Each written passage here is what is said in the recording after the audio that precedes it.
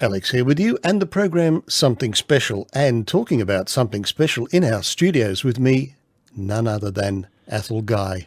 Hello, Welcome. Alex, and hello to And there's FM. a lot of them, I'm sure. Now, you're quite well known to our listeners through your involvement with a wonderful group which started around about 1965, am I right?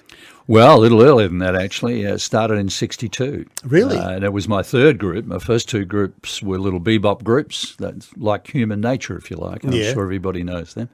The Ramblers, then the Escorts. No, you couldn't call a group that these days, could you? But times have changed dramatically. And Keith had been with my previous group, the Escorts. We decided we'd go very folky, and in 1961, we started a group called The Seekers, and it was four boys. Right. And our lead singer had a beautiful tenor voice, and we started to sing a lot of lovely gospel-y songs, and got very much into the folky, gospel-y, bluesy stage. And we had a couple of great guitarists in Keith and Bruce. And in those days, I was playing a little snare drum as the rhythm instrument, and we suddenly decided we should have a bass in the group. So we walked past Alan's Music one day, and there was a bass in the window, so I went in and bought it and started playing it that night.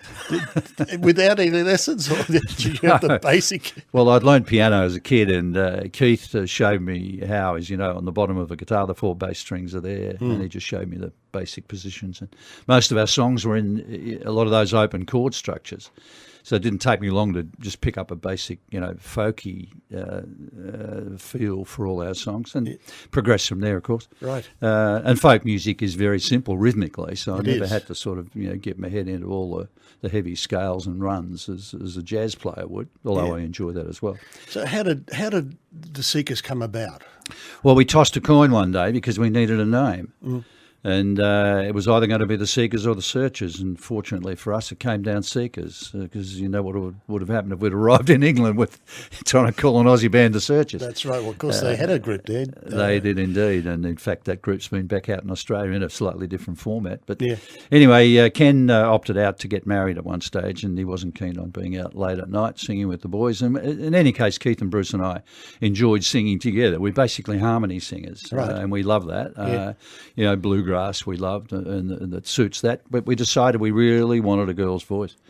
And there were two great jazz singers in Melbourne, Judy Jarks and Judy Durham. Yes, indeed. And I was in my office. I was working with Joe Otto Thompson at the time, and I was supposed to go and hear Judy sing one night because I'd met her sister Beverly. And Beverly was a really lovely singer as well, great jazz singer.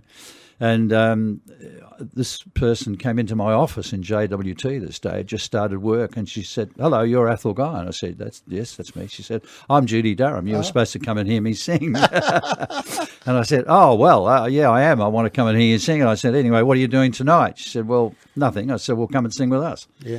So that's as simple as it was. That's how it started. Now, that was 62. That was December in 1962. 1962. So 2012, we had a huge birthday party for our 50th. You would have. And it's still going.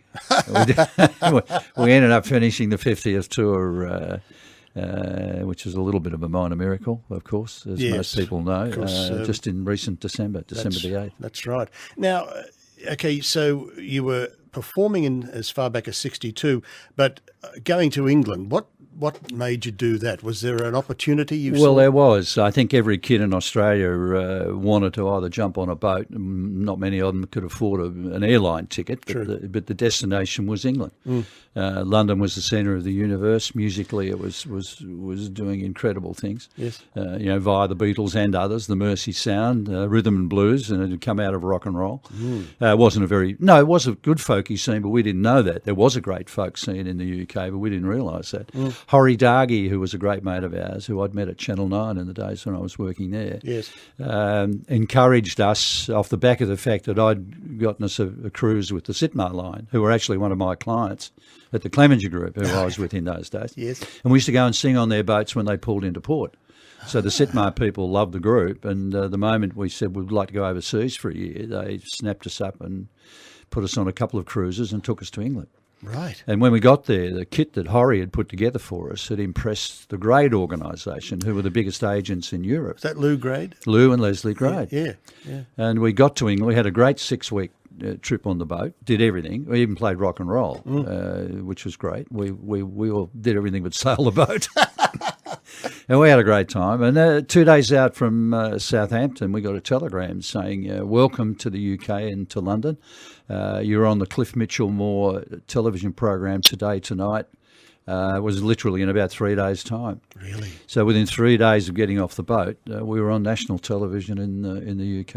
I mean, it's just unheard of. You couldn't manufacture the things that kicked off with us. Incredible. You were sort of in the right place at the right Absolutely. time. Absolutely. Tell me a little bit about the first song that I bought of the Seekers was I'll Never Find Another You. Now, this was written by Tom Springfield, and I think you'd had a connection with the Dusty Springfield With Dusty, show. we met Dusty literally in the second week that we were in England. Right. We did a week with Freddie and the Dreamers in Blackpool, who were very big in those days. We closed the first half. And an act in the big charity show on the Sunday night in Blackpool. We were due to go back to London on the Sunday on the train, and one of the acts had dropped out. And they said, well, could you stop over and fill the gap? And we said, yeah, of course we could. So we stayed and we met Dusty, who was on the show. Yeah, so we got chatting with her. Keith was looking for a 12-string guitar. And in a conversation with Dusty, she said, oh, Tom's got a 12-string guitar. My brother Tom's got a 12-string. And, of course, the Springfields had disbanded about a year or so beforehand, and she was just at the start of her magnificent solo career. That's right. And that led eventually to the connect with Tom. Our manager, Eddie Jarrett, off the back of the fact that I'd walked the streets of London with our W&G album trying to get us a deal, which we didn't get. People thought we were a really nice group, but not very commercial. Exactly. Pass. Moved us on. And we actually did 2 records for the World Record Club. A friend of ours, Johnny Nankervis, was there working with the World Record Club. So we actually went into the studios. My first club I joined was Is the that World right? Record Club. Ah, well, the World Record Club, boy, oh boy, I'd like to know how many records they sold over the years. It was unbelievable. It is. Well, out of that, Ed went searching for some thoughts about a song for us. And he'd spoken to Tom, and Tom said, look, I've got a song here I think they might like. So he came in and met us one day in our office. Judith wasn't there. I think she was at the dentist. And Tom came in and unfolded a piece of paper and written in pencil with the lyrics of I'll Never Find Another You. So he sat there and sang that to us with his guitar. And we said, oh, that sounds a very nice song. And we'll play it to Judith over the phone, which we did. She's sitting in the dentist's chair having a filling. And what we do you played think of this, Judith? Yeah, what do you think of this? Yeah, literally. And she said, oh, that sounds very nice. So we went into the studios on a Saturday morning. The Beatles didn't have the studio that day, so we literally went in on a Saturday morning per courtesy of Tom and Eddie, who put the money up. Yeah. And we recorded both tracks within 2 hours. Then jumped in our van and went off and did a club gig somewhere up north. And that was released in I think it was late November '64. It was, and it came. I bought my copy, and I'm looking at my personal copy of the song on W&G, which I used to call the Wobble and Goggle. Woggle and Goggle. Yeah. In January of 1965, and notation up the top of this, number 1 on the top 40 of 1965. Yes. It was a huge hit and a big success. And funnily enough, I don't think you guys realised how big you were back home. I don't think we did. I don't think at any stage we really understood how huge the appeal of the group was becoming all around the world. Well, and I it's think probably what we just as should well do, in one sense.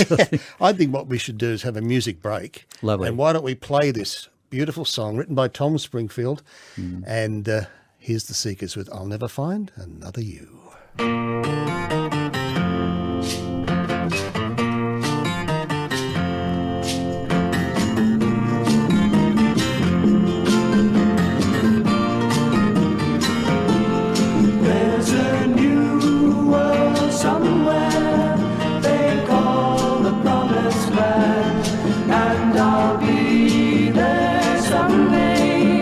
If you will hold my hand, I still need you there.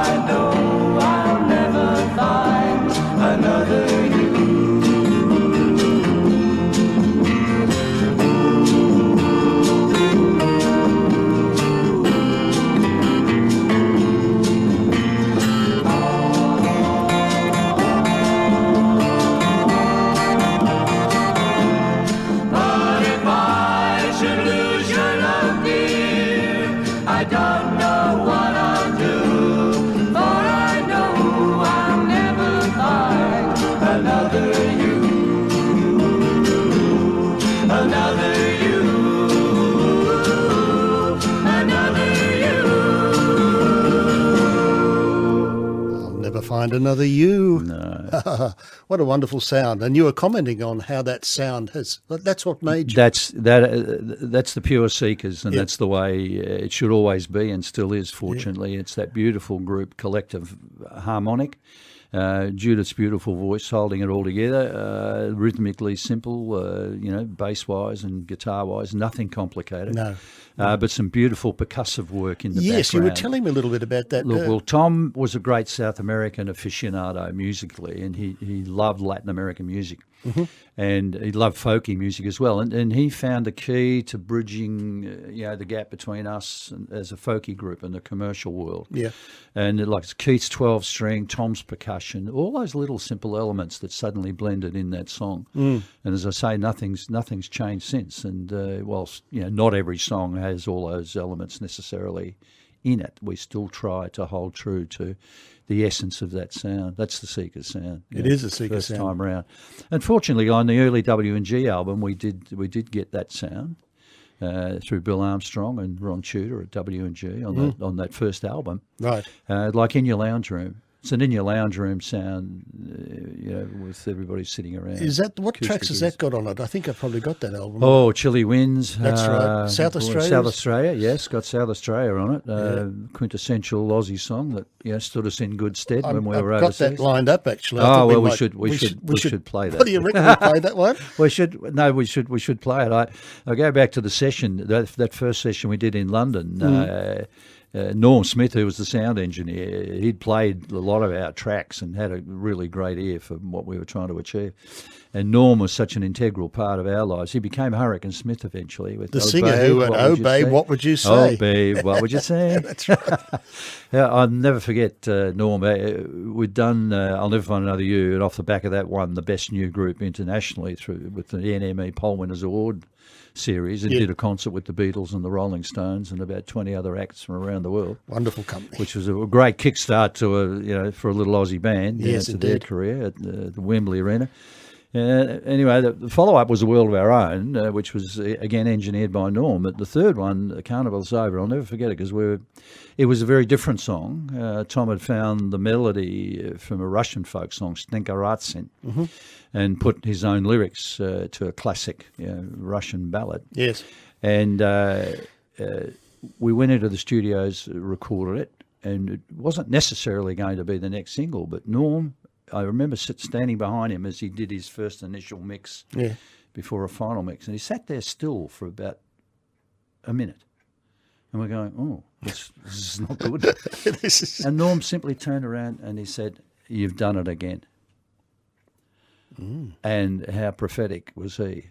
Wonderful to have people in the business, behind you to that extent, but with the right ears. They knew. Yeah. And if it was up to us, we might have gone, more. Well, people like that, they knew, and they knew what we were capable of doing, and we were very, very blessed. Yeah, great song. Look, we'll have another music break because I really want to hear South Australia. I love South Australia. Well, I got into a little bit of trouble early days at concerts because I did most of the speaking. And I remember one night at De Montfort Hall, Leicester, and the manager came around after the show and he said, "Oh, wonderful show, everybody. So I particularly like that song about Australia, South Australia, when I was on Australia short." He said, "I love that." He said, "But now, Athol," he said, "with your speaking," he said, "you will have to slow down, old chap." He said, "because the audience is just having a little trouble understanding you." So I went, "Oh. Okay, well, flat Aussie vowels and all the rest of it." And there's another clip of us at the Myer Music Bowl where we were introducing ourselves, walking out from behind a car. And Judith comes up and says, "Hello, I'm Judith Durham." And Keith says, "Hello, I'm Keith Potka." And Bruce says, "I'm Bruce Woodley." And I go, "And I'm Athol Guy." And my friends have never let me live that down. Priceless. All right, let's take a music break. Here are the Seekers and South Australia.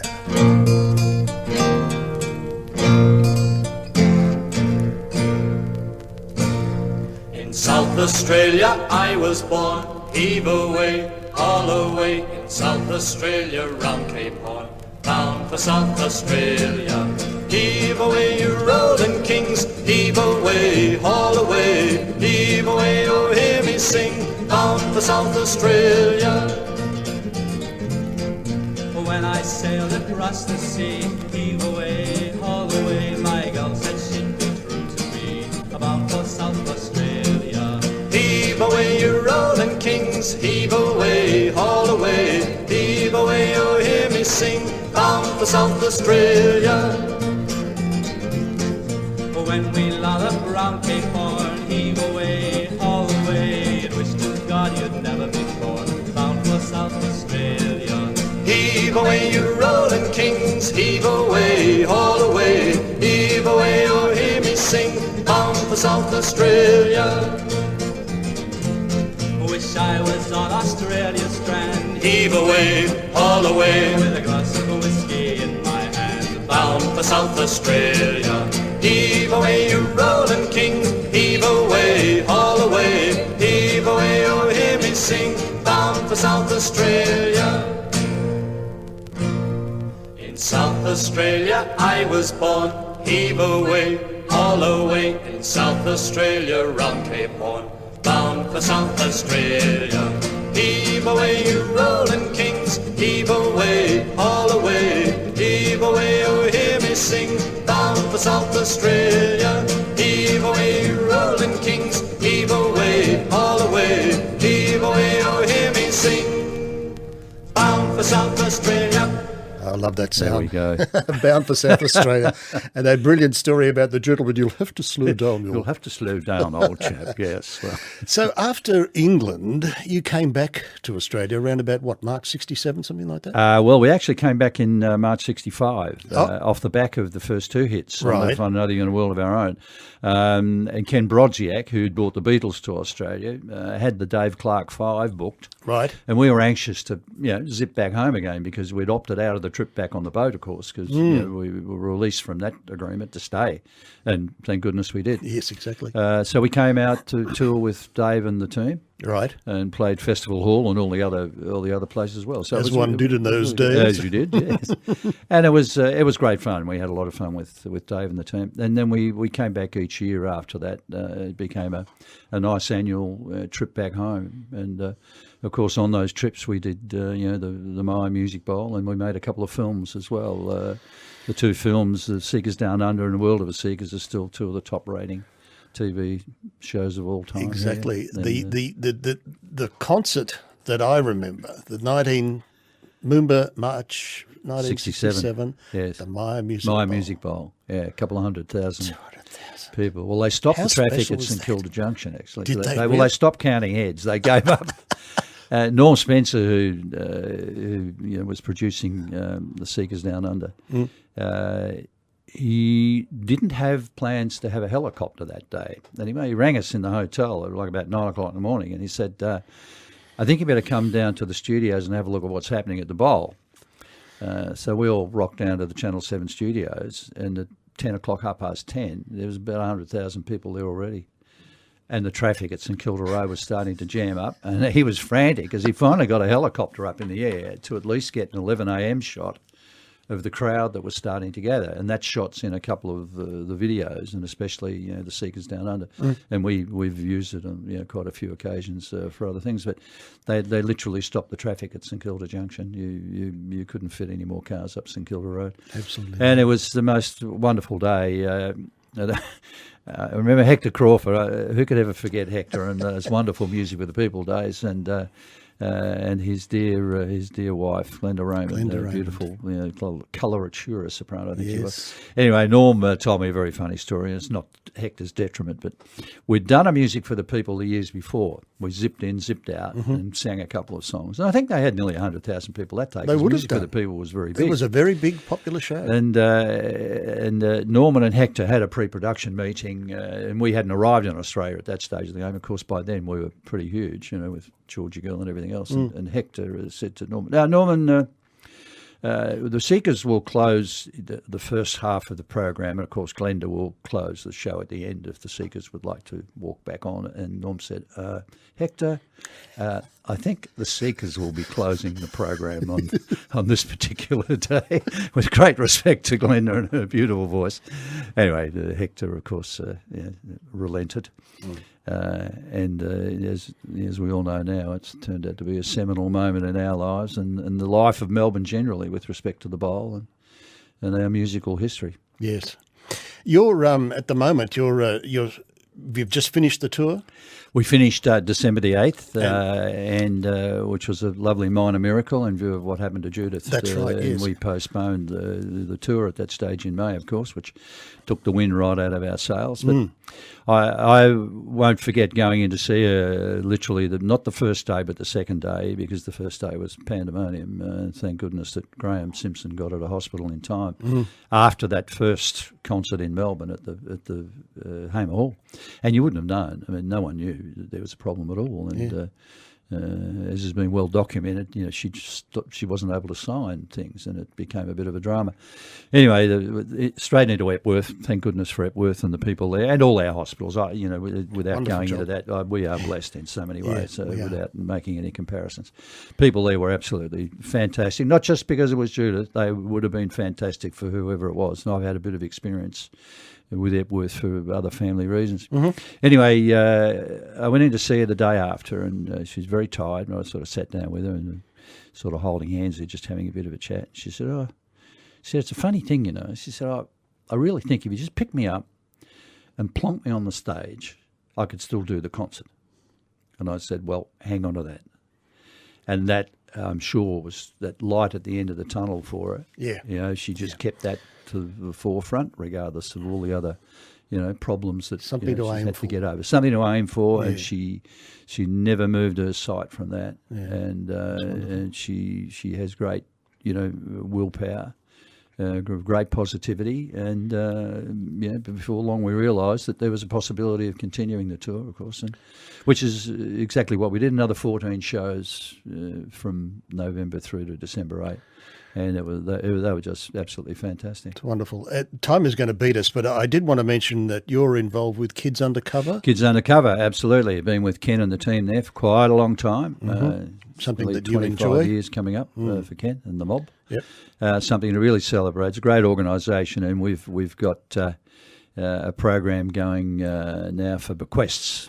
We joined forces a little while ago with a lot of other Melbourne charities. A lot of Australians don't make a will. That's right. Not even 50%. Yeah, it's terrible. And we're very, very generous as Aussies. We will, anyone shaking a tin under our nose, as long as they've got the right badge, the money will go in there if you've got it. And we know that because we rattle tins at our concerts. Yes.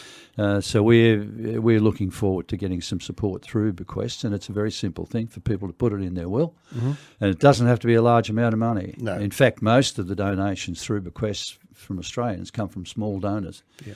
We know there are a lot of foundations, the wealthy people have their own way of doing it, but I'm sure if Australians just sit and think quietly about it and focus on it, and I've got a bequest in my will, and I hope that a lot of others out there will pick up on this and think about Kids Undercover, particularly for all the reasons that I know you support here at the station. I'm sure they Very will, grateful Athol, for it. and it's been a great pleasure having you with us today. We're going to go out with Morningtown Ride. Oh, the great Malvina Reynolds song. And it's been paid the greatest tribute of all time, and not so long ago, because it's also been recorded by the Wiggles. Wonderful. Well, so we've got it. I thank you so much for coming in and sharing your stories with us. Thank you, Alex. Great pleasure. It's been a great pleasure speaking with you, and I know our listeners would have enjoyed it. And let's take us out with Morningtown Ride. Here is the Seekers.